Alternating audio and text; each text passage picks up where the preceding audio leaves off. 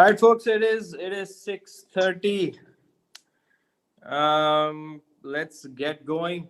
Kian, I think I sent you an invite to speak as well. Are you able to Yeah, I accept? accepted that. Yeah, Oh, you did. yeah. Okay, I think it's just not refreshed. Oh yeah, you're here. Okay, awesome. Welcome, folks. Um, Welcome, folks. Again, my name is Soham, and we do this every Thursday night. We pick one or the other interesting topics and we just speak freely about it. Um, let's see. Um, Ryan and I run Interview Kickstart. Ryan is stuck in a different meeting at the moment. He should be here in a few minutes. But we will get started. Ian is here with us. So is Steph. Steph runs all our operations. And Sushma is here as well. Let's see. Very well.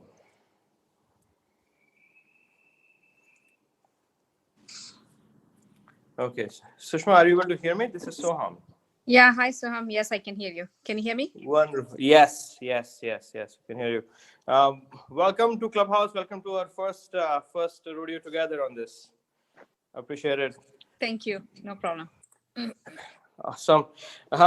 Let's see. Let's get going. So, folks, today's topic is how not to get fired from your new job.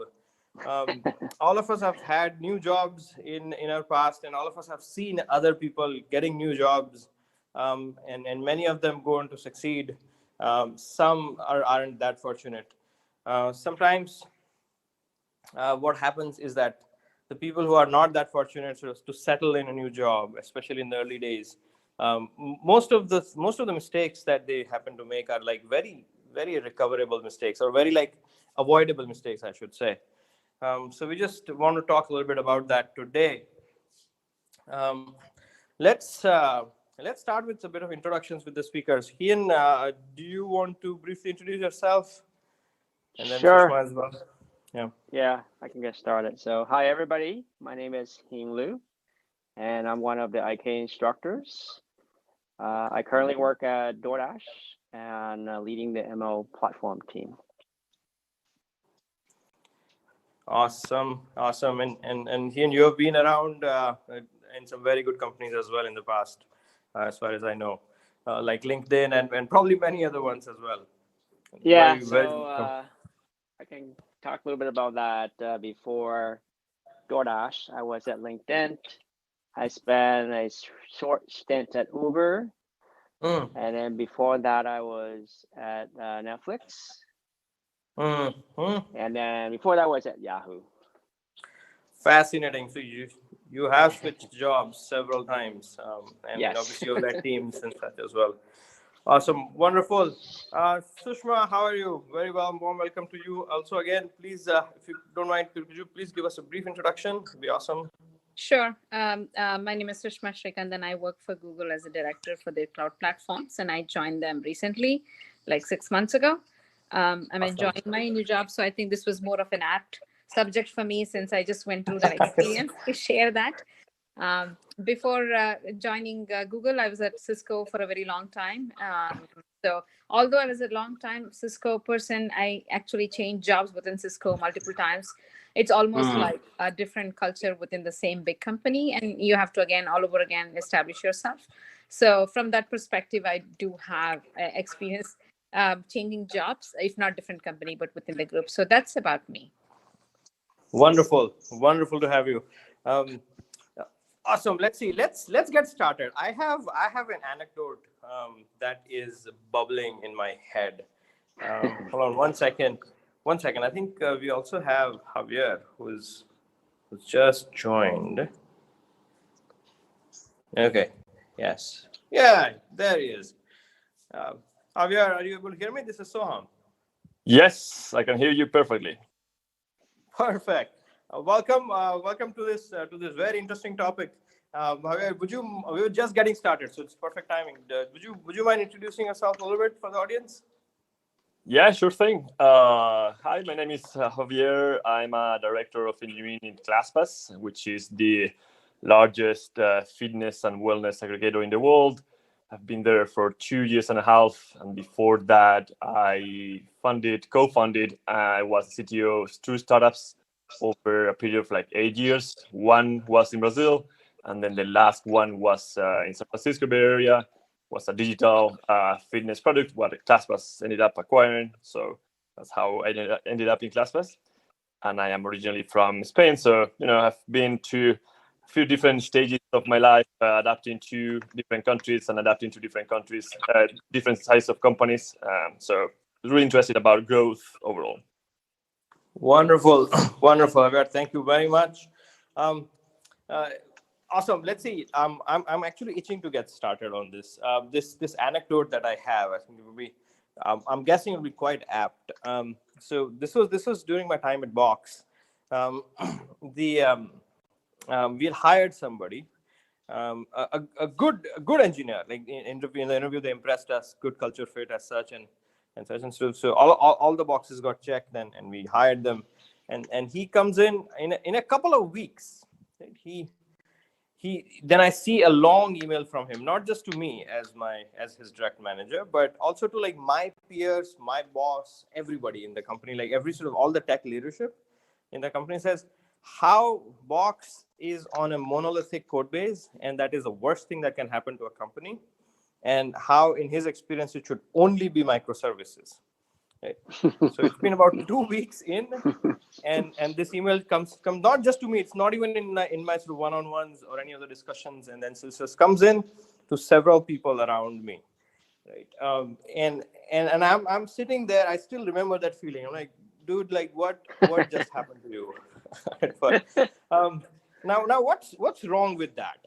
What's wrong with that? Like so let's if you have any thoughts, Sushma, Hian, Javier, what are some thoughts that you have on this? So this is a new person. Yeah, I think it's probably too premature to complain or to show what's wrong in a new company. I think the focus should be first to learn better, to get settled in, to understand the stakeholders, to know who are all the key decision makers, understand the depth and how the company works, the culture, and collaborate and network before you start going about. It's okay to complain to your manager in a one-on-one setting, but I think sending emails such that is not going to get you much friends or much better rapport, I would say. Yeah, no, exactly right. Hian, do you have any thoughts as well? Yeah, pretty much plus one on what Shushma was saying. Just question for you, Shoham, before I get started. Was it like a senior level person, or what is that like? No. Engineer, a senior engineer in the team. Just a senior engineer. Okay, I see. Senior engineer just directly reporting into me, as so, in the team, to say. Yeah, so he kind of blindsided you, I guess. Yeah, I suppose.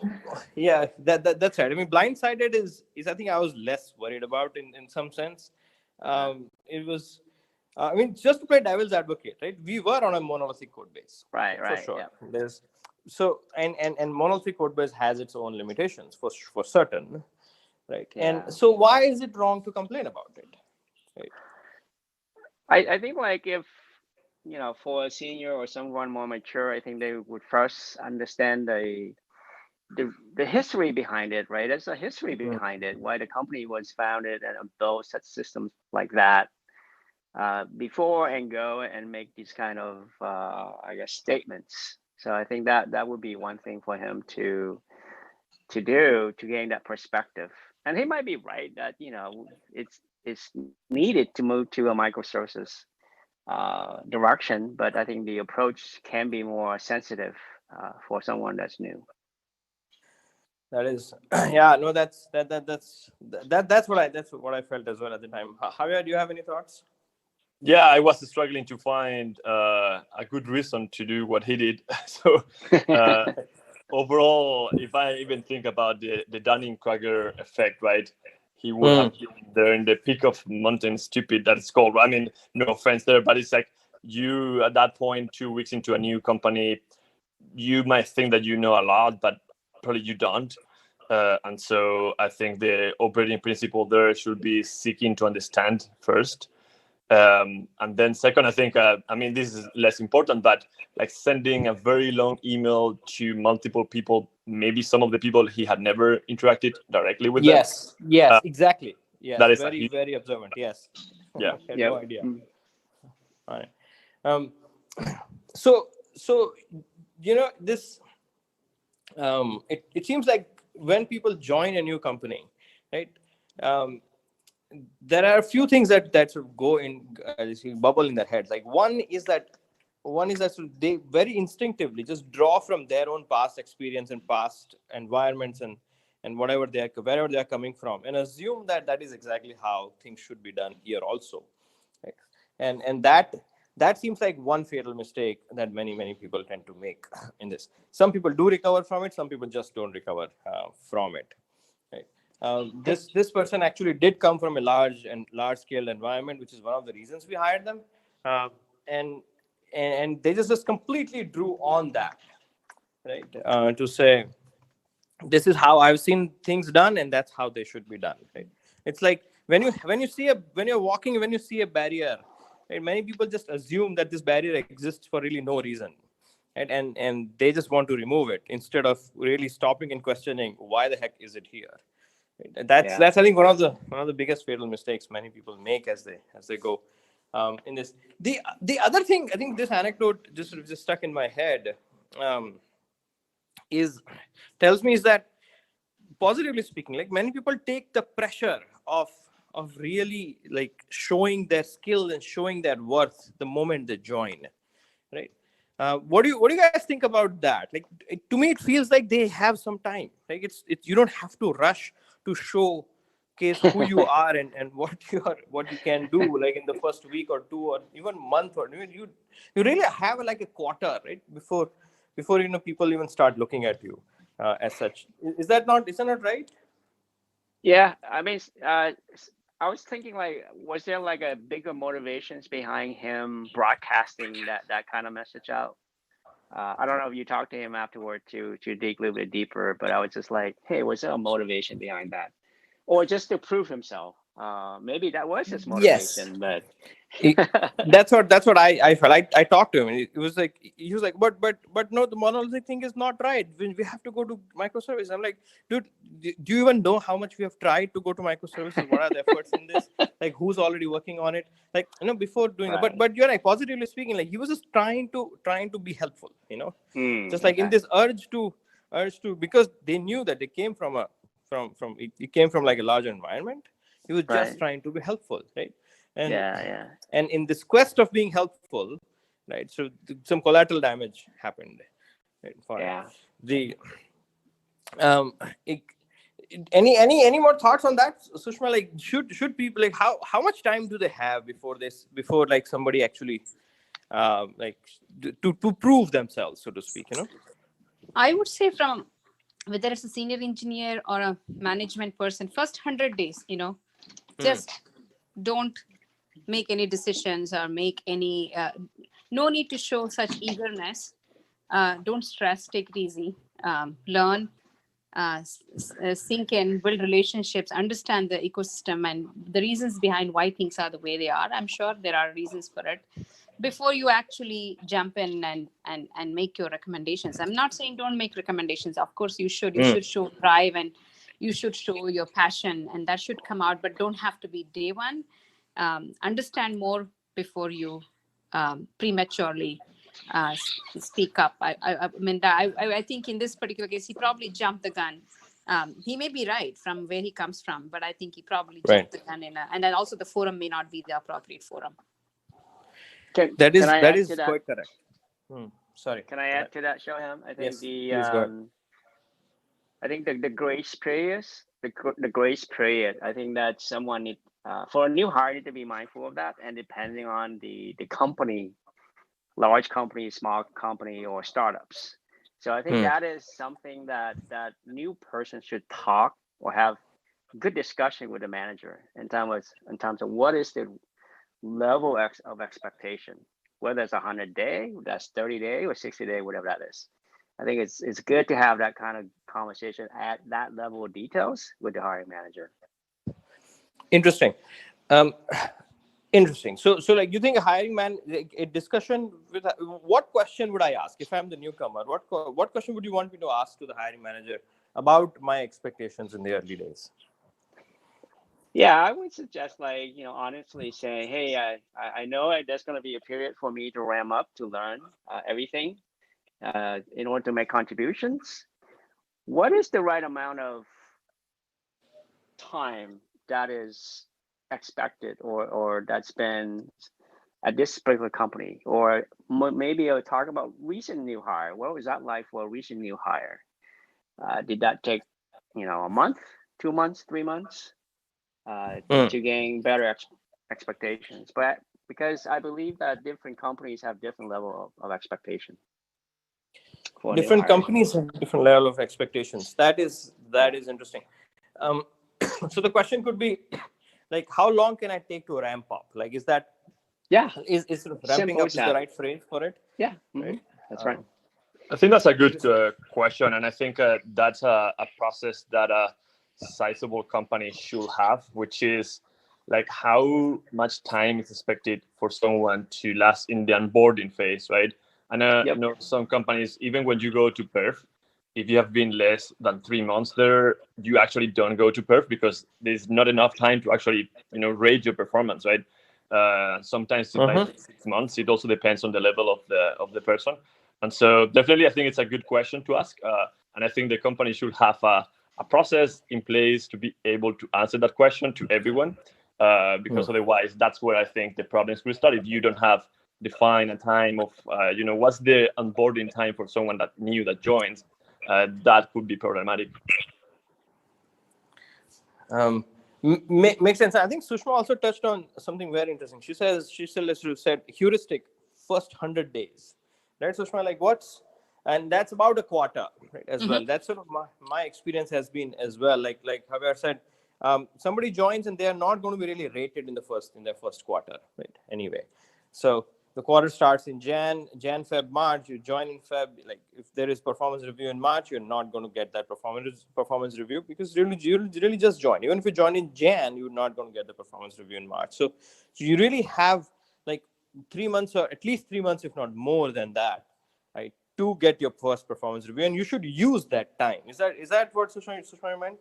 Yeah, that's what I meant. And also, I think it depends on the company. Like I said, I think Ian said, I agree that if it's a startup, maybe it's a different expectation. So maybe there are 20 people, 50 people, there are not that many, and you're expected to hit the ground running day one. Then yes, talk to your manager, and maybe you're expected to do that. Then maybe first 30 days you ramp up, or maybe first 2 weeks you ramp up, depending on where your domain is. If you have the domain expertise, then quickly get on board with showing some action. But if you're in a large company, the depth is so much, and the history and the context is so much, and it's impossible for somebody to ramp up. And also, there's no expectation that you show impact in 2 weeks. And at least the first quarter is really a wash in terms of your performance review or what have you. So I think take the time, take it slow. Don't stress, and then learn the things, because you won't get that time later on. I would want to take full advantage of that time, learn, sink everything you can, and then think about how you can make the impact. Makes sense. And so what you're also saying, I think, Sushma, is that in the first, say, about a quarter or so, and Javier as well, I think here too, is that in the first quarter you must get some sort of a win, though, right? Is that also a fair statement to make? I mean, sure, startups is a little bit early, but in a relatively mid-sized company, average company, like first quarter, you should have some wins, some trust building that happens based on you getting hired. Is that fair statement to make, or no? Yes, that's a fair statement to make. And also, there will be some ramp up. You'll be expected to ramp up on certain things, maybe do a startup project, or do some presentation somewhere, or do something that you would have agreed with your manager when you join. What is the expectation for first 100 days? And then, show that you've learned something, or whatever the case may be. And that would be a deliverable. It could be a solo deliverable, or deliverable with a team that they can work on. So there is impact, but the sphere of influence may not be that huge. The blast radius may not be that great. But still, you have something to show your metal that they didn't make a mistake hiring you. So it's not like you don't have anything to showcase. There will be, but then but then if you want to blast a mail like this person that you mentioned, Soham Yeah. did to the whole group, I think that's probably ill placed at the Mm. top. Yeah, I agree with that. I think what you mentioned, Sohan, is really ringing to me, which is building trust or becoming trustworthy, right? And there are many ways to build trust, and there are a few ways to kill trust. And I think one of the problems when joining, if someone is trying to be too heroic, is that maybe you are actually killing the trust that you still haven't built. And then everything else after actually is harder, right? It's like going against the current. And so I think it's better to wait a little bit until the current goes to you and then just swim with it, right? And so, yeah, definitely becoming trustworthy is always super important, not even just in the first quarter or 6 months, but especially there, because just like the people still don't know you, right? And so you really build your image right there. And so I think subtraction before addition there in this case is like, well, try to not to make any silly mistake or anything that is really, I don't know, flagging something that you don't want to flag in that sense. Very, very interestingly explained. Yes, they'll wait until the current comes to you and then swim, and instead of trying to do anything else. And current will come given the chaos in any growing company, I suppose. So, very, very interesting way. And no subtraction before addition. Also, very interesting way of explaining that. Very, very interesting way of explaining that. Ryan, if you have, I actually just wanted to make sure that you open the room to everybody. I see. I'm not sure if I have. So, you know how to, right? Just go to the 3 dots on the top right and click that and just say open room to everybody. So I don't see that here. Like I don't see that option here. So on the next to it where it says great careers in tech, on top it says there are 3 dots. Yeah, exactly. But Okay. I think it is open to everybody. I think when I set it up, there was a setting. You must set it. All right, fair enough. Yeah, okay, good, cool.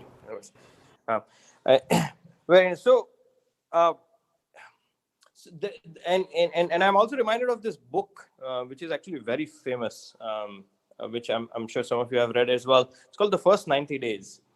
I'm forgetting the author. It's been a while, but that book also lays this out very, very well. Not just for sort of engineering or anything. It's not anything specific to tech or non-tech or such, but lays out how should you be treating your first 90 days in a new job or a new project, or sort of when the environment changes as well. In the world of engineering, right, there are a couple of things that I've seen, which maybe you guys have also seen, where we expect the engineer to push to production, right, relatively early. Right? So a quarter is a little too long to not push to production.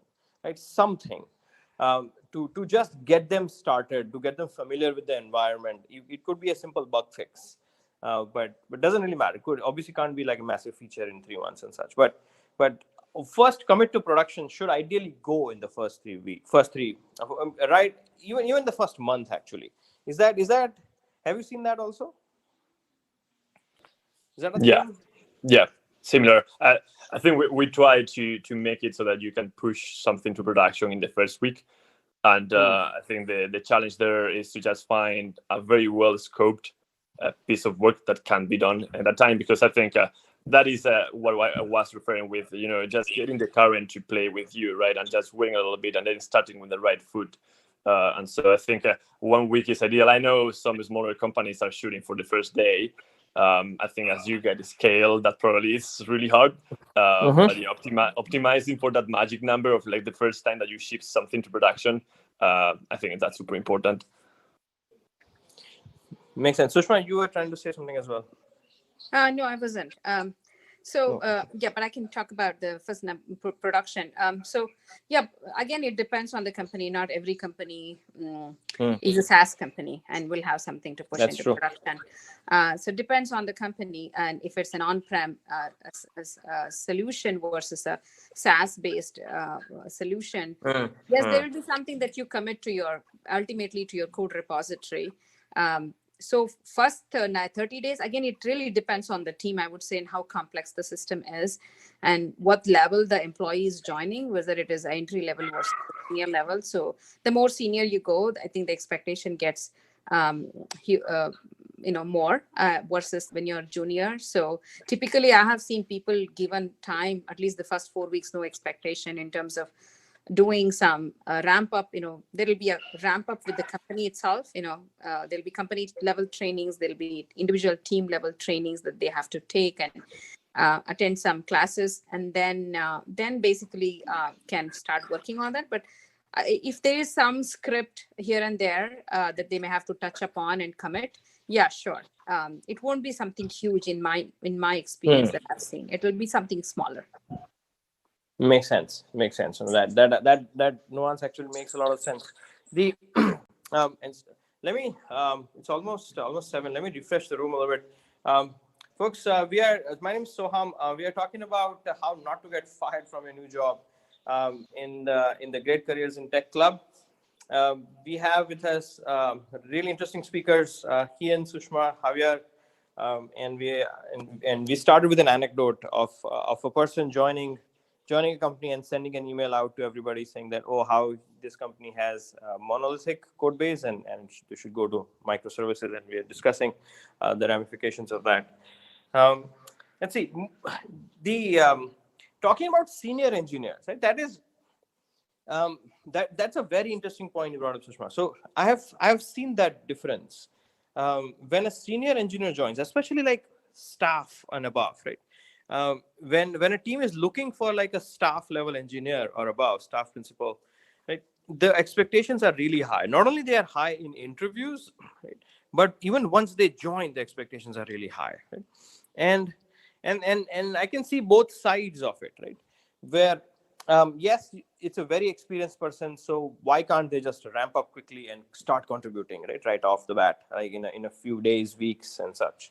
On the other hand, they are joining a new company. Right? Being productive in a new company is not just about knowing the tech stack. Right? It is about building relationships. It's about knowing the history. It's about understanding how the company makes decisions. Right? It's about just soaking the environment around it as well, and then finding your way out, right, for it. So, and that takes time.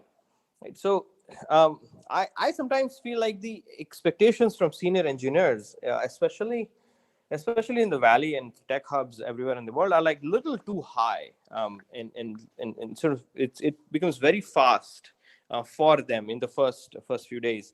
I would ideally, this is just one of my friends. I would ideally have a senior, when a senior engineer joins, I would ideally sort of tell them, look, you are a principal engineer, you are a staff engineer, you are senior than most of the people here. But don't take the stress of becoming productive in week 1 or week 2. Right? Just take the time. Right? You will not be calibrated to your level just right off the bat. Initially, you will be calibrated to, like, say, an entry-level engineer. Right? Just learn stuff that an entry-level engineer would learn. Soak that fast. That can be expected.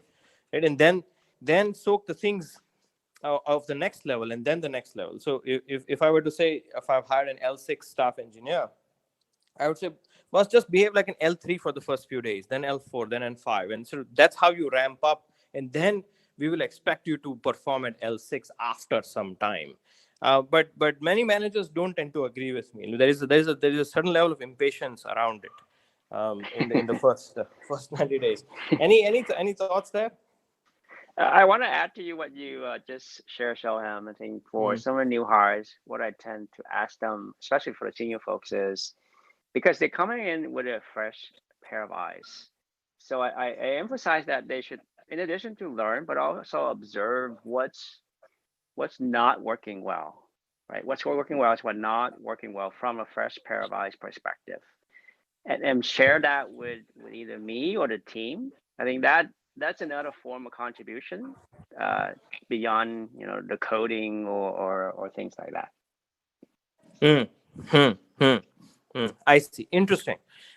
So not taking the pressure as such, but like sort of contributing and giving your thoughts based on being in a different environment now, and then Right. coming with a fresh pair of eyes. Yeah. Interesting. Obviously, not really taking the authority when they don't have it, but like communicating properly, right? Because it's also possible that to do it the other way around.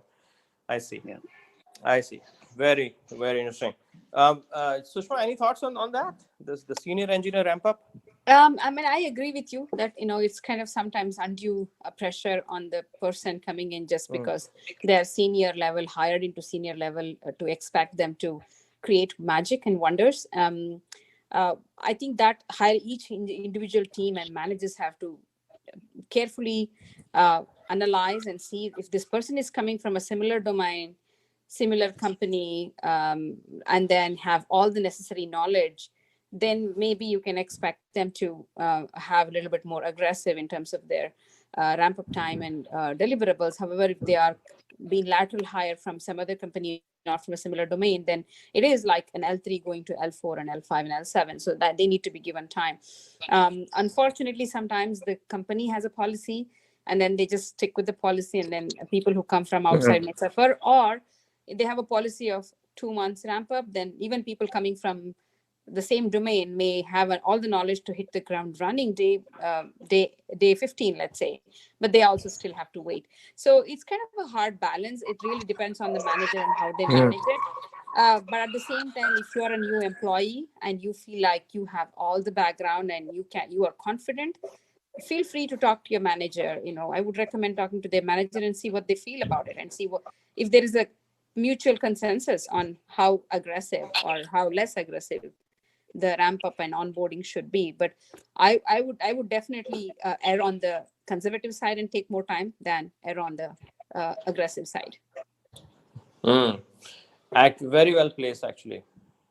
Interesting. Very, very interesting. And I suppose for executive roles like such as yourself, I mean that translates into completely different level of pressure, no? At a Yes. like so. Yes. It is because there is too much of at stake, the breadth and the depth. You have to acquire the both. If you're an engineer, you're looking at one technology piece or one area and in depth. But if you're in management and a senior level, you're expected to quickly ramp up on both breadth and the depth. So that requires a planning. I think you probably were mentioning about the first 90 days book. I'm not sure. First 90 days book. So how do you accelerate your learning and preparing yourself? And having a strategy on how to learn and how to negotiate success with your boss and how to get early wins in the new job. Of course, everything has to be working with your boss and making sure you have that relationship built with your boss. Like Hayan was telling, build that success first. And build that positive trust first before you start subtracting it. And that's important. That's what you want to focus on, creating alliances and those kinds of things to be successful, especially at higher level. Even if you don't get technical depth, it's okay, but make sure you have all these soft areas covered. Makes sense. Makes Soham. Yeah. Ryan. What's up, guys? Sorry I joined a bit late today, but really good to see everybody here. So I think Sushma brought a super interesting point, right? Which is plan for success and communicate. I would say 2 or 3 things that I have seen which are, short ways to get fired. First is people jump in, they in their enthusiasm to, let's say, impress. Or be helpful, simply. Or be helpful, yes. They try to do a whole bunch of things. Usually they either criticize or they, in their enthusiasm, suggest a whole bunch of things that might have already been thought through, code edits, changes, all sorts of stuff, right? So the principle that I like to espouse is seek first to understand, then to be understood, right? Especially in the first 90 days. I think that should be the governing principle. First, seek to understand, figure out everything, depth, breadth, understand the dynamics, right? These are new organizations, new roles, new teams. They are ecosystems in themselves. They're complex ecosystems in themselves, right? So understand all the dynamics between people. That's very important. I think the other thing that, and I'm not sure whether you guys covered this, but the other thing that I think Sushma mentioned, which was really interesting, was this idea of planning and communicating. I think that was a really interesting point. If you lay out a plan and you communicate both to your team as well as the folks that you're reporting into that, hey guys, this is what I'm going to do, or this is what like the first month is going to be focused on, this is what the second month is going to be focused on, this is what the third month being focused on, and really over communicate in the beginning. right? Just constantly let people know what you're doing, why you're doing it. That is a very, very helpful way. So I just wanted to highlight the communication aspect and possibly over communicating as being very important in the first month, first 2 months for sure. And that book, by the way, if anybody's interested, is a book. The First 90 Days is a book by Michael Watkins. It's a very interesting book, very useful book for anybody who is entering a new job or gotten promoted or playing a new role. So I just wanted you to talk about the communication aspect and the planning aspect a little bit more, Swam. What do you think in the first couple of months? Over communicating also possibly. Yeah, we talked about that a little bit briefly, Ryan, earlier. The talking, building relationships, taking time, all those are sort of must-haves. Otherwise, you risk sort of getting fired because of just over enthusiasm in general. One thing we haven't discussed there is sort of often engineers find it very difficult to plan, very difficult to communicate or even over communicate. And build relationships. It's like that's a thing that comes very naturally to people who are in those roles and jobs. But people who are staring at a computer all day and that's what their life is, it becomes very, very difficult to really acquire those skills, appreciate those skills in the first place, acquire them, and really implement them in a short amount of time. I would love to understand what people here think. Javier, any thoughts on that? Like many engineers feel sort of very diffident, trying to build relationships proactively, trying to really seek help even sometimes, or even appreciating all that. Oftentimes, the idea there in their heads is let me just push a whole bunch of code out, and that's how I do trust, and that nothing else really matters for it. Any thoughts on that? Yeah, that's very interesting. I tend to think that sometimes one of the most important roles as a manager is to actually get two people to talk to each other.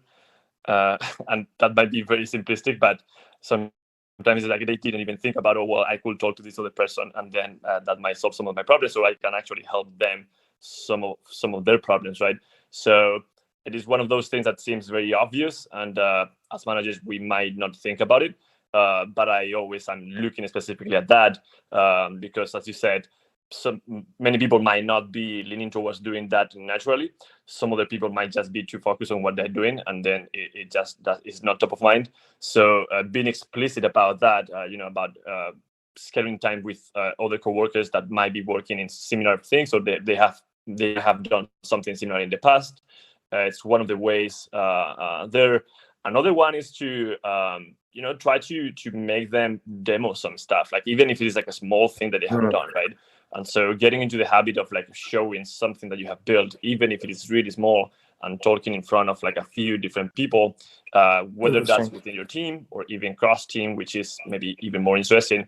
So getting into the habit of speaking, right? Because they might be staring to the computer all day long. Talking to a computer is different than talking to a human. And so just creating a space for those opportunities so that muscle of talking and communicating can be flexed. It's something that I usually do very proactively because sometimes it doesn't happen naturally. That is true. That's the role of a manager, I suppose. Like when they see somebody in their team a bit diffident about those things, in that case, slightly nudge, slightly push, create situations where they will have to talk and build relationships and such. That's a very, very, very interesting point. Sushma, in your experience as well, you must have seen engineers do that, no? Yes. Again, it's a job of the manager, like you said, to kind of spot that, and then constantly have a one-on-one with your new hires, at least couple of times a week, and then make sure they are well supported in their new role, and have a mentor assigned, one or two mentors. If that means that's their close circle, they are not comfortable extending their reach to a bigger net, and they are comfortable, then assign those two people who they can comfortably work with in a one-on-one setting until they can figure out how their plan of what they're going to deliver, and communicate and over communicate to those people, and then they achieve those small steps of success in the initial days and build that rapport with those three people. And even if it means that those three people can go and talk about how good this person is with the other 10 people within the team, So then you kind of start building up your rapport. You don't have to build your rapport personally by yourself with all the people in the organization. It can be your mentors can act as your multiplier, and use them to leverage your advances in the team. If you're not comfortable, if you're not a person who's comfortable speaking up and reaching out, use that as your network to help you advance. Lean in on them. Makes sense. That's an excellent point. Excellent point, Sushma. Before I come to one other point, folks, feel free to raise your hand to ask questions as well. Just in a couple of minutes, we'll start taking questions and make this even more interesting. Just one other point I wanted to make while people are thinking and raising their hands is that your manager plays a key role in your onboarding process. Like, so the first 90 days or first 100 days, right? Your manager, like the partnership with your manager is very, very important. So even if you're an engineer who's quite diffident about these things and such, like, you at least have to build one relationship, which is your manager. Right? And also, as a manager, if you are a manager coming in, right, you not only have to build the relationship with your manager or senior manager, director, whoever it is, but you also have to build relationships with people under you, right, so to speak. You have to gain trust of the team that you will be managing, right? So it's a very sort of specific thing that a manager has to do, where they have to gain trust of the team that will be managing, and that dynamic is slightly different from building relationships otherwise, as well. Isn't that right, Ian? Do you have any thoughts on that? Yeah, I just want to add to what you said. I think for the manager, there's a lot more that he or she has to build relationships with. As I'm sure you have to build that relationship upward to your manager, as well as the team that you're managing, but also across, right, your stakeholders, your customers as well. So don't forget about those folks as well. Fascinating. Awesome. Let's thank you, Ian. Let's take some questions. We have a few hands that are raised. Let's see. Vinod,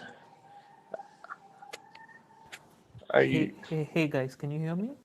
Yes, Vinod. Go ahead, please. Hey, hi. My name is Vinod, and I was part of IK. I'm an IK alumni in Feb 2018. Okay. So I would like to just share my experience after joining at Microsoft. So I got this. I had always had a fear in my mind, like whether I was hired properly. Like that led me to get an imposter syndrome, right? So it was like, so I came Damn, from, it's my fault now. so I came from like a systems engineer role, like after my grad school, like for 3 years, and then like I wanted to do some software development. I prepared for interviews. I enrolled in NK, and I landed in Microsoft as SDE2. So joining as SDE2 always had a fear in me, like, okay, I'm joining at an industrial level, at a higher level than an entry level engineer. So what would people expect from me? So I didn't even know Git. I have never seen a Scrum board since I was like a network support and systems engineer. So that always had a fear in me. And for first 3 months, like I literally struggled. But later I gained some confidence, or I in fact gained strength to even talk to my manager, saying that, hey, I want to set my expectations clear. See, I am from a systems and an integration background. I have not even used Git. So I need like some more time to ramp up myself, like with the technical stack and as well as with the business and product, and start delivering. So this, in fact, to communicate to my manager, it took like almost like 2-3 months for me to gain the confidence or gain the strength to go and talk to him. So breaking this imposter syndrome, or having this kind of a fear, like, okay, what people are judging you, like if you ask like even lame questions or stupid questions at the beginning, so what if they think like they have hired you wrongly? So those kind of fear always pulls the new joinee down. Like, so how do we deal with such things? So Excellent question. The imposter syndrome, when you go in, or even if it's not an imposter syndrome, it's just a fear that what if they have made a mistake in hiring me. Excellent thought. Sushma, you have any thoughts on that? Um, I myself have suffered through imposter syndrome, so Hmm. I can probably speak to what I worked for me. Yeah. And then maybe that may not be necessarily the right answer for everyone, but when I have gone and changed domains and being a woman in the industry, there are very few people that you can look up to as your women peer leaders, and you always end up suffering this imposter syndrome. And you are the only person in the room, and then everybody else is a male, and then and it becomes harder to speak, and then maybe you think you don't understand. So it may not be in relation to exactly what the person asked, but the imposter syndrome feeling is the same. So I think what helped me was to kind of not think about those factors that was giving me that feeling that, oh, I'm the only female in the room, or I am coming from a different domain, so I may not know something. So first I started understanding, working extra hard in the background before I went into the meeting or before I asked any question. I did my homework to make sure, I don't look like an idiot or I don't look like a fool when I'm asking these questions. So once I did that and I started developing my base and my context, and I started getting more confident, and I pushed myself out of my comfort zone to ask those questions. And once I had a little bit of comfort zone developed and rapport, that helped me overcome. And then eventually you develop your rapport and your reputation, and people start to recognize you, and then you're more confident, and that syndrome goes away by itself. It's nothing to do with the mental training rather than your ability. So you have to start training mentally. Yes, I can do this, and do some homework, maybe initially do some extra hard work, and then you start building that confidence. You have to work towards building your confidence, and whatever that case may be, whether it is preparing, whether it is writing more code in your spare time, so that builds you that confidence. If you think that you don't think you can code because you came in from a systems background and you're not an SDE1, you went into SDE2, what can give you that confidence? Maybe some practice in coding. So whatever that it takes, that would help you boost that confidence. You're playing here with your mind and not anybody else. Nobody is asking you to feel that way. It's just you. So you have to figure a way out that you can overcome that feeling. And that has worked for me. I'm not saying that's the right answer or the only answer, but that has worked for me. Right. Sushma, that is actually such an awesome answer. Yeah. Vinod, just two things that I want you to just keep in mind. One is just remember, dude, that everybody feels like this. Right. Okay. I think that is one of the things that is not talked about, and now people are starting to talk about this. Every single person who has ever made a switch in every single job at any time in history has felt like this, right? And that is very important to know, right? So you're not alone. This is not something that only you are facing. It's natural. It's very, very, very human to do this. The second thing is, it's also important to realize that when you are hired, when you get into a new job, right, the hiring process at all of these companies is so sophisticated that it is rare that they would have not seen something. Now it can happen, obviously, right? But the hiring processes are so sophisticated that they know what they're doing, right? And the third thing, which I think is very important, is companies and people are hiring you. They all want you to succeed. They understand that this is going to take time. That's why we've been talking about things like the first 90 days. They understand that whenever you get in, anybody getting into a new role, right? When I was younger, I joined as the CEO of a really large e-commerce company, right? And even as a CEO, when I joined, there was every single person in the company and every single person on the board understood that this was new for me. I was going to take some time, right? And everybody wanted me to succeed. And so that is also important to keep in mind, that people want you to succeed. You have time, and so you can go up to them. You can ask, like Sushma says, you can just tell them that, hey, listen, this is what I'm going to do. And like you did, which was incredibly good, say that, hey, this is my background. These are the challenges. This is what to expect, right? So just remember that people want you to succeed as well, right? And they know what they're doing. Otherwise, you wouldn't be where you are. Right. And one more thing, like, which helped me to come out, like, was like, apart from having one-on-one with my manager, I started having one-on-one with my teammates as well. So I just like started talking to them, Excellent. and like, so I just, even if they are troubleshooting a ticket, I started sitting with them, like, okay, like how they do it, like do they have like any shortcuts, like where do they like look into things. So I started making notes and talking to them, having weekly one-on-ones with my teammates apart from manager. That helped me to build confidence, and once I got my project, I started delivering. Like, so it took like almost like 6 to 7 months for me to like come up to speed with this kind of a strategy. Yeah, that's great. Excellent. Something else that I will add, I think all of the points are great. And I think, Sushma, what you mentioned about building confidence, that's so important. And I think there's some sort of like a self-awareness to know what works for everyone and what builds confidence for you specifically. So there's some like personal work that has to be done there. And I think something else that has worked for me is thinking long term, which is like it is very easy to get trapped into day-to-day life and in a very narrow view, and trying to pull myself into a more expansive view. So at the end of the day, what I'm thinking about is, okay, if I want to optimize my growth rate, and then I know that by asking questions, that's going to happen, even if I look dumb, or if other people think that I'm dumb.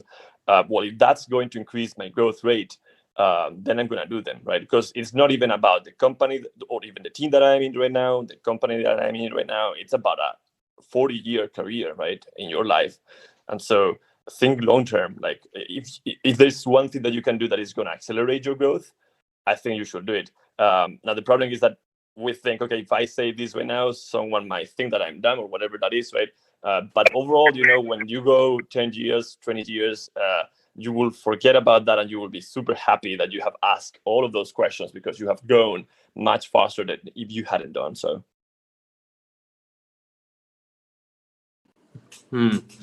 Very, very interesting. Very, very good answer. So I think before I move on to the next one, the only thing I would point out is that the fact that you recognized it is really very important. Many people just don't recognize that this is what is happening to them. As well. So and that's really the first step. Like the moment you recognize the problem, there are many answers and many different ways answers can come. But many people just are not aware that that's the problem for them. That they have an imposter syndrome, or like they have the fear, or they should be doing, should not be doing. This either wallow in the misery of it forever, or they just take abrupt things, do abrupt things like I mentioned earlier. So avoiding those extremes and being a little bit more mindful goes a long way, like you just did. Awesome. Thank you. Wonderful. Let's see. Who else? If I remember right, Rupal, you had a question? Or was it Rishi? I forget. Let's This is give it Rishi, a I try. think. Rishi. Yeah, Okay, go I ahead, Rishi. have a question too. Yeah. Yeah, so my Fine. question, yeah, my Go ahead. question was, can you guys hear me? Yes. Okay. Yeah, so my question was slightly different. So let's say I actually like uh worked on totally different like domains before, like, so I worked at Apple, and before Apple I was in Canada working mostly on government and banks, and the technology stack and typically is not very current. And Mm. at Apple also it was mostly like they have separate QA team and separate SRE and separate DevOps, and developers only focus on writing code. But after I quit Apple and joined a small company, but very growing company, where I joined at a very senior level. Plus, developers, there was no concept of, separate team for QA or DevOps. So I had to struggle a lot. Plus, the technology stack was also very different. They were using like functional programming and totally different tech stack, and everything was on cloud and never worked on cloud before. So in this scenario, like, I mean, the expectations were very high from the beginning, and there was no training given. I had actually raised that concern during my one-on-ones, but then they were expecting me to learn on the go. So what kind of uh, advice like you have when you hit this kind of roadblocks? No, very interesting. Let's see. Anybody has thoughts here? Ian, Sushma, Javier, very specifically that when there are new technologies to learn in completely new environments, like in this case, for example, new cloud to learn, and there was no training provided as such, and the expectation was to just learn it. What? Any thoughts? So I can go first. So Yeah, that go ahead. seems like a strange situation.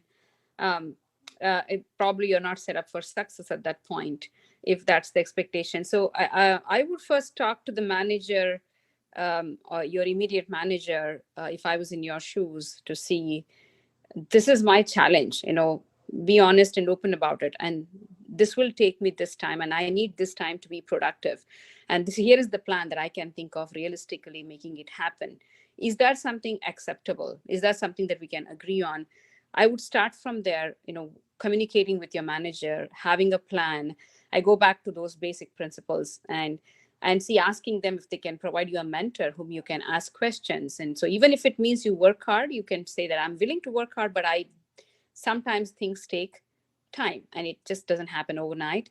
And I would start from there. Otherwise, you're not set up for success. If the expectation is that, then I think you're in the wrong job, where you're not set up for success and you're expected to do miracles. Then that's not going to happen. And then what happens next? That's a consequential question. Also, you can clarify with your manager. If I don't meet this, what does that mean? Will I be fired? Will I be transferred to a different team? What does that mean? So that you know the lay of the land and what you're getting into, so you can plan accordingly. I would start from there. If or I don't know if it was an assumption on the engineer's part, that this is the expectation, or was it really clarified? I would start from clarification first. Very interesting question. I think I skipped that earlier point, Sushma, that you had made before this also, like getting a mentor, right? Within the company, which is likely not in your direct chain of command, but in a different org and different chain of command. That also is a very interesting practice that some companies follow. Many companies don't, though. Many companies are not very aware of some of those things, but they should actually follow that and have a mentor assigned. And some of these things, sometimes it can be difficult to bring it up with your manager, but you can bring it up with your mentor as well. That is not something I suppose people who are joining can do, but that's something that they can ask during the interview process as well. The other thing in this case, people, is sort of when I had faced this kind of situation, I would just scour around for courses online and just take it. Like sometimes some of these things are pretty straightforward to learn, like a new cloud to learn, for example. It isn't the cloud provider's interest to make it easy for people to learn this, right? And while I 100% agree with Sushma that the company should have been more accommodating, and the conversation should happen with your manager about it, to say, hey, these are all the things I need to learn, like how do I get productive as such without that. I think if you wanted to do something on your part, which I'm sure you must have done in some way, is just an online course, right? Knowing well that any new tool and system to be learned, the intent of the developer of that tool, or the team that develops that tool, or the company that develops a tool, is to make sure that other people can actually easily grasp it. I think the harder part to learn in a new company is the local context of it. Like, it's one thing to know AWS or GCP, but it's another thing to actually know how to actually implement that locally. How is it already implemented? What are some of the decisions that made? So that part becomes actually harder than actually just learning a new cloud. But very good question, Rupal. Very good question. I think the want to add to that, Soham. I think the lessons learned here is like, if anyone's that's coming from a big company and going to join a startup, so make sure to learn to know, to ask this that kind is of true question too. beforehand, right? To know the kind of expectations and stuff like that. So Yeah. No, you're right here. Sorry, I missed Yeah. that. Like the big company to small company transition is also a major factor in here as well. Sorry, Rupal, you Yeah. had Yeah, I said something. think I wanted to add something there. So it was a little bit like cultural difference where bigger companies like my personal experience, you get more time to do ramp up. You have this 100 days plan, but at smaller companies no such process exists, so that makes it more challenging. So I mean that was my personal experience.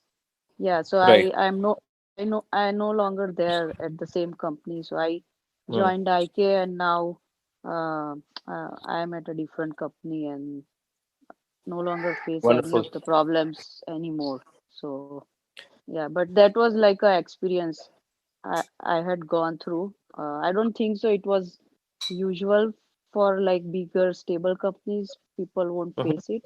It was Yep. more specific to the company, and I wouldn't say one company. It was more specific to the team culture. Mm. Because Mm. yeah, and the most struggling part was not the cloud, but the functional programming. Mm. It Mm. was Recursion. totally different. Yeah, yeah, completely Yeah. functional programming, and it was totally unusual. So That is true. Very good, Rupal. Thank you. Thank you for the question, folks. It is 7:30. It's roughly that's the stated time to end, but I think there are lots of questions, and so we will keep going. Can yeah. This is a very interesting topic. Um, Soham, I'm going to yeah, just jump off. I have a yeah, session. I'll try and come back in a little while, okay? yeah, But I've pinged everybody who has questions right up here, yeah. So okay? that awesome. All right, I'll see you soon. Bye. Yep. Thanks, Hi, guys. Rishi. I'll be back soon. Yeah. Cool. Thanks, Ryan. Hey, Sohan, can I have a question? Yeah. Different Can question? I have this is Rishi actually? I was next. Oh, If I okay, can go ask. ahead. Yeah, yeah. So I would love to understand like your experiences, especially joining as in the leadership role. If you're joining as a manager, senior manager, or director, sometimes there are tricky situations when you're joining as a leader because there is usually a reorganization happening or changes which happen when you join in that particular kind of roles, and there is a tendency that the rest of the organization tends to think that this new hire or new manager or new leader is not going to resist to any changes which can go against your success in future. So how do you make certain, like you, if you have an option, you can take a stance saying that hey, this new team structure might not work for me, or should you go with appeasement, but that can basically bite you in long run. So in when you're a new hire in leadership, would it be taken as a positive light that you're taking a stand based on your particular experience? Because there's nothing like technical debt here, but more about organizational structure. So would love to know from your perspective. Yeah.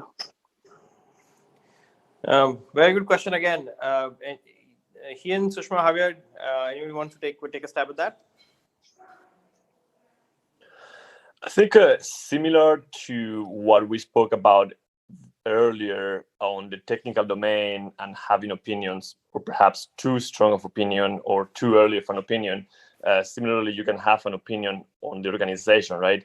And you over time might see some things on the way that the teams are structured, or something that you might see at the organization level that you might think that could be done better.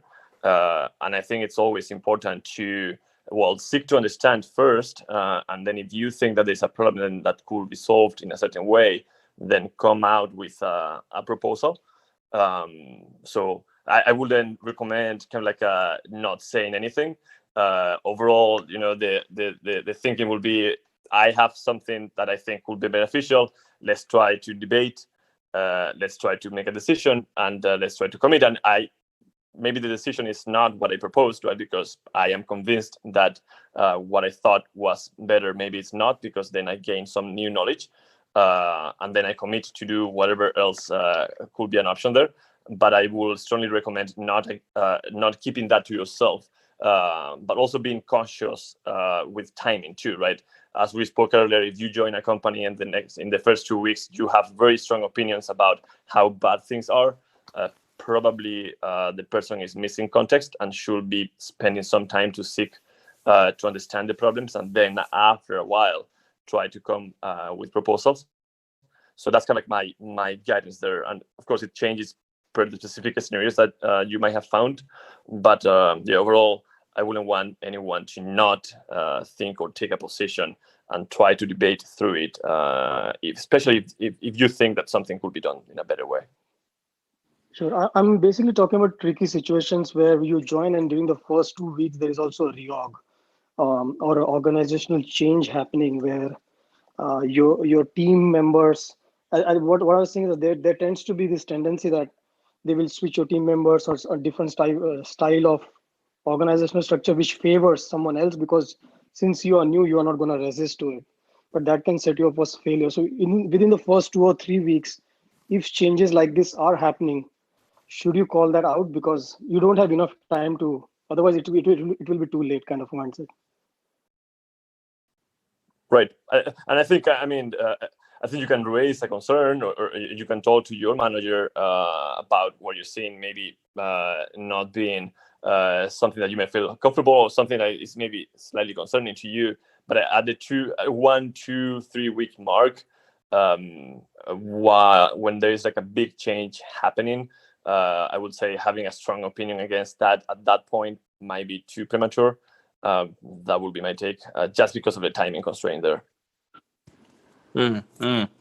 Right. So my thought there, Rishi, is that you should certainly express.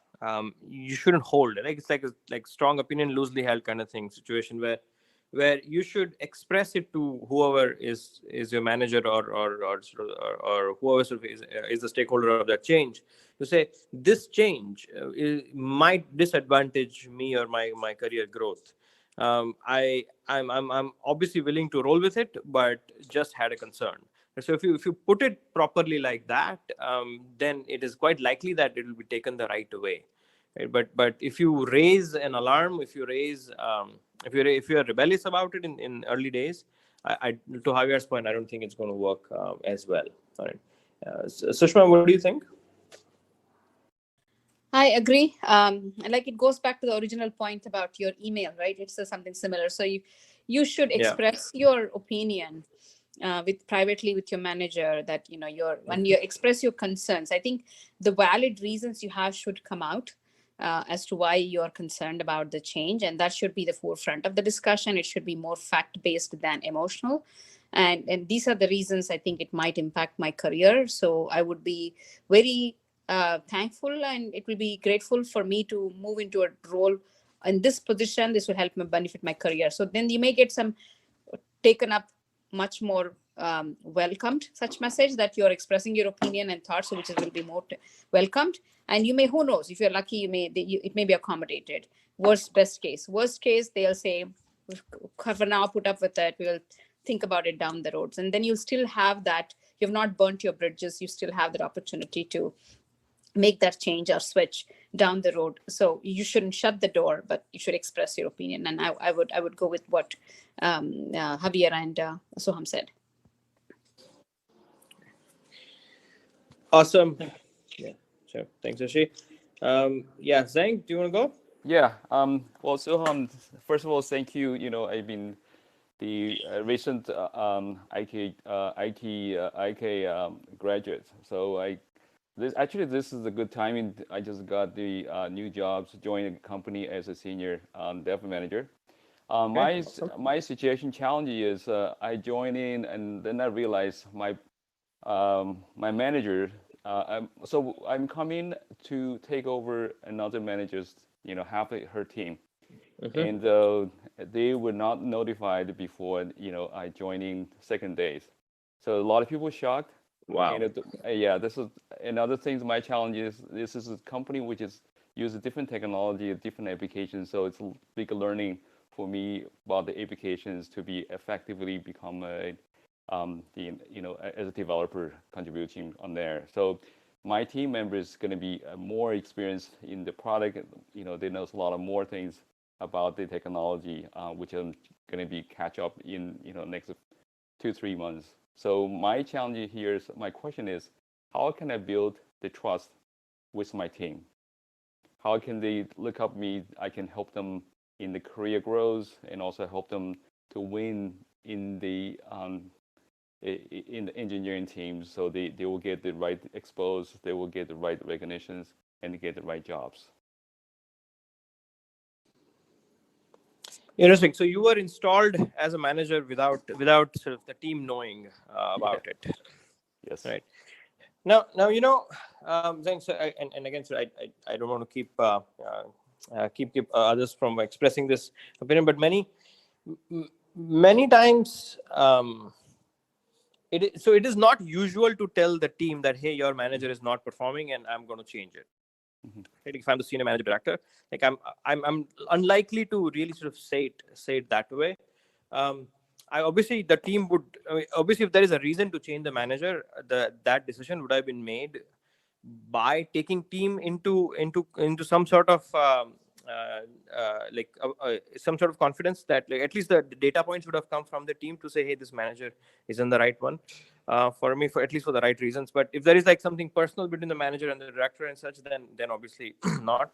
Now, what happened and why that manager was out, like, that's something you have to know. Yeah, well, let me put inject in here. So it's not really what the manager is not doing well. It's just organization. They realized the manager was taking a lot of responsibility.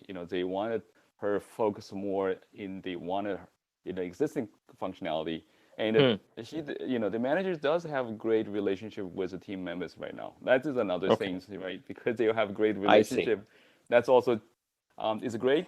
She's also helped me to get onto this, get me into this position to learn, to teach me, to give a lot of me help. So that's the great things. So my question is, how can I, without too much technology background, skill set background here, advantage here, how can I gain the trust of the teams? What is the approach? How can I rapport with them?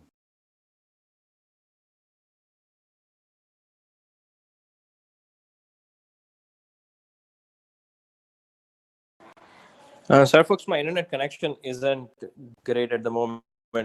Somebody else wants to take it? Yeah, I can start. So this is a situation where the manager has probably been downsized from what you're saying, and are given an alternate responsibility, and that person seems to have a very good rapport with her team, and you're asked to take over. So I would start building relationship with that manager first. Use that manager, lean in on that manager to help you bridge that relationship gap that you have with the team. So let her be the spokesperson for you to be in the meeting. So whenever she has meetings, initially be a fly on the wall, shadow, try to learn from her, use her as your mentor, so to speak, to get the leverage with this team and understand the team better and the dynamics and what works and what doesn't work. And then, so while you're ramping up, so use that person as a helper for you to establish. It is not going to happen overnight. Never it happens overnight. Take the time. So don't stress about it. Take it with your stride and use the help all you can. Lean in and then move forward, and then see who are the trustworthy people in the team that she thinks are great, and start developing rapport with them. Have one-on-ones with them. Right now we are in COVID time, so obviously we can't meet them. Otherwise, I would have recommended, going out with the team more for coffee, or, having fun events, even if it means virtual game show or something. That would help build that relationship if that is the only concern. Of course, there is a depth and context concern that you have to anyway separately develop. But I would start with using the person that's outgoing as your pillar of support. Thanks. That's a great point. Yeah. Yeah, I absolutely totally agree. And then just one small thing to add there is using that person as a pillar of support, and not just once, right? Like, that is, like, try and lean on them and multiple times, like, and they want to see you succeed as well, right? And repetitively reinforcing over a period of time on the team that, no, this is the right person for you as well, as good as I was. I think that will help. Plus, I think the Sushma's point, like, finding the key influencers in that team and starting from there is also a more efficient way of doing that. The another thing that I've seen, especially if it is an engineering team, is that if for in some way you can demonstrate strong technical ability, I think that will accelerate your trust with the team, right, as well. It's just a sort of very peculiar thing with engineers. Like, the technical trust is very strongly associated with technical stuff, right, as well. So just that. Okay. That's a great point too. Yeah. Awesome. Thanks. Sounds good. Bhargav, do you want to go? Sure. Thanks, Soham and team, Thanks. for organizing this.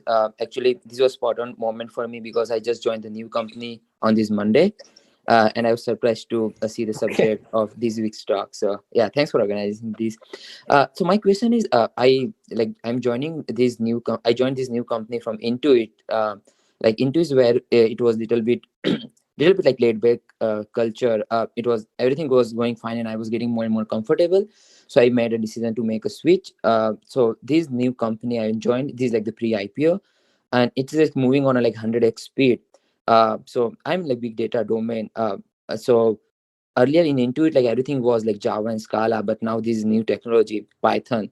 So that I have to learn. But thing is, they are like going really fast, and the product is going to be unrolled in July. So we have to be like work so much in like next 3 to 4 months.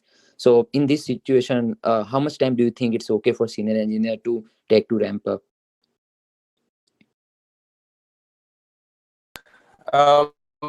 Yeah, Bhargav. So I suppose we discussed it a bit earlier as well. He brought up a very interesting point. Said just ask your manager. Right? Ask the manager very simply this exact same question, right? That you asked to say, I'm coming from a different environment. I'm very eager to learn, and I've already learned this much, and I'll continue to learn, and such. Like, what's your expectation? Like, when do you feel like I should be ramping up by then, and in what parts? Like, is there a way I can focus on something and just get better at it in the next few weeks and such? Like, so have that open conversation with the manager. That was the advice that Ian had earlier as well. Right, Ian? Got it. Yeah, I mean I think that's a good approach to take there, and then be honest, and as well as like what Sohan was said is, you want to contribute and you want to put in the time and effort to contribute, but you need to know the expectation so that way you can adjust your pace or make whatever necessary adjustment. So Sure, sounds good. Yep. Awesome. Varun, do you want to go? Thanks, Om. Yeah, my question is a little kind of different in the sense that, let's say you are excited, you join a new company because of the culture, compensation, tech stack, or multiple reasons, right? And you get in, you feel, okay, maybe this is not, the day-to-day work is very different than what was promised or what was in the job profile. Everything is cool around you, but your job is boring. In that sense, how long do you end up like thinking about this? Should you think of an immediate change, or should you work your way through and figure out other teams and things like that in a new job?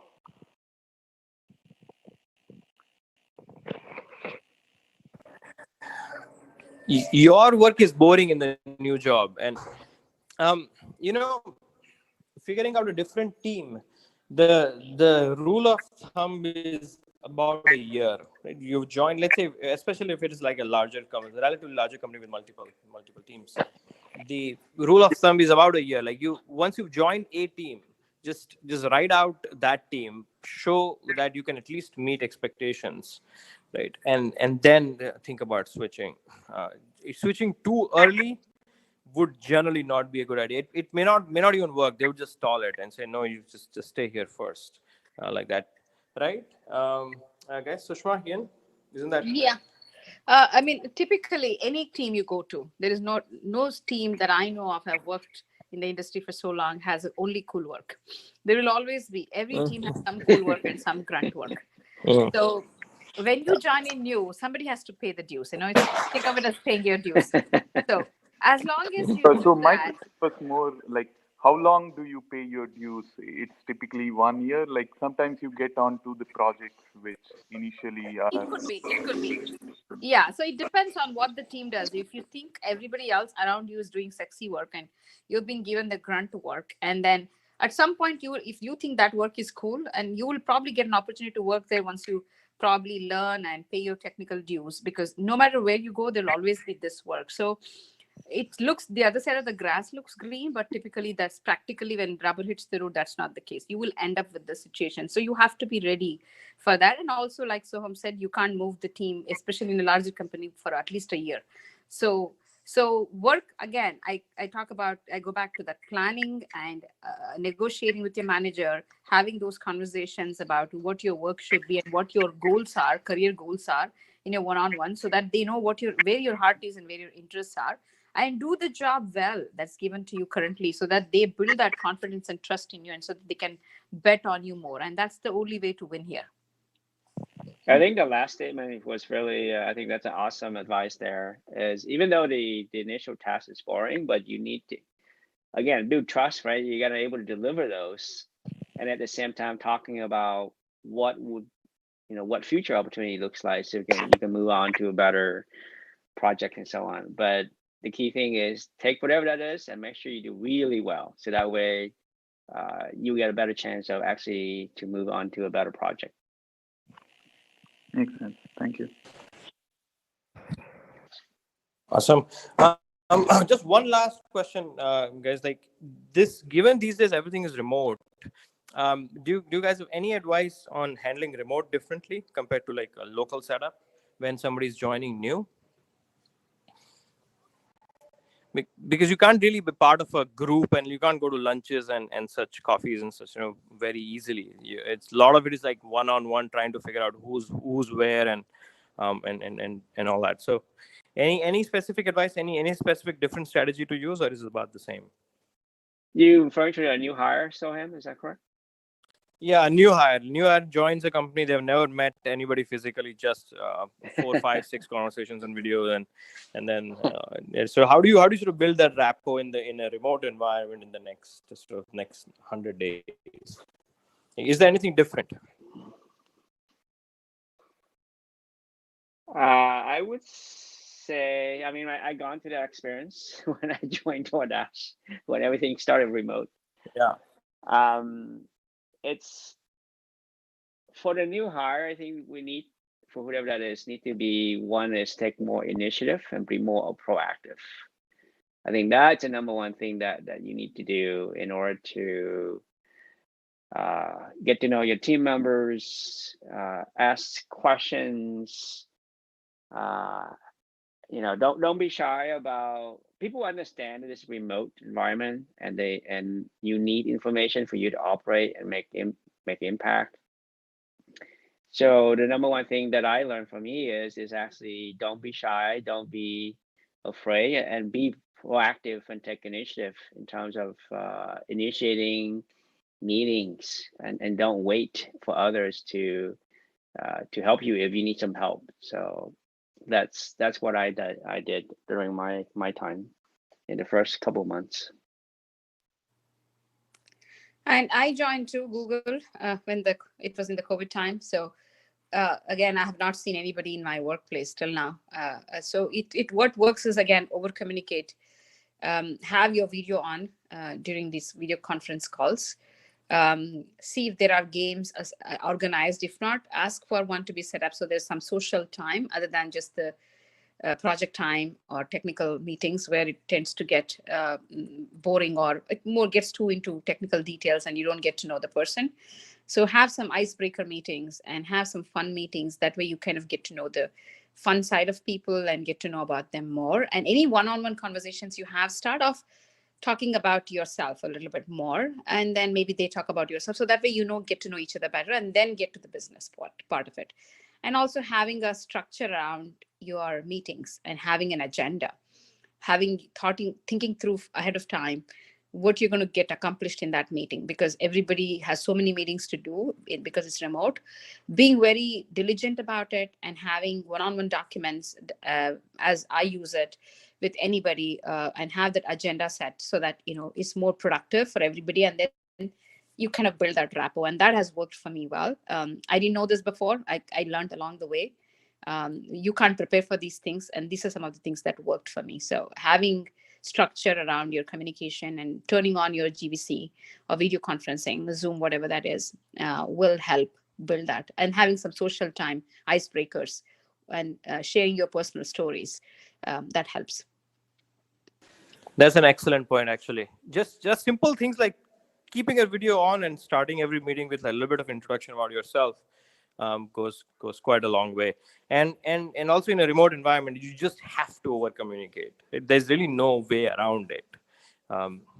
In a local setup, you could sort of learn a lot by simply absorbing, and other people learn a lot about you by simply absorbing and watching you and such.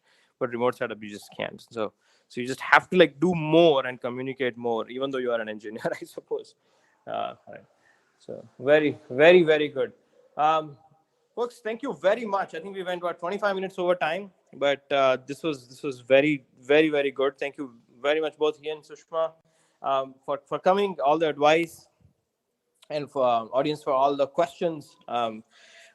We do this every Thursday. Next Thursday we are going to talk about salary negotiations.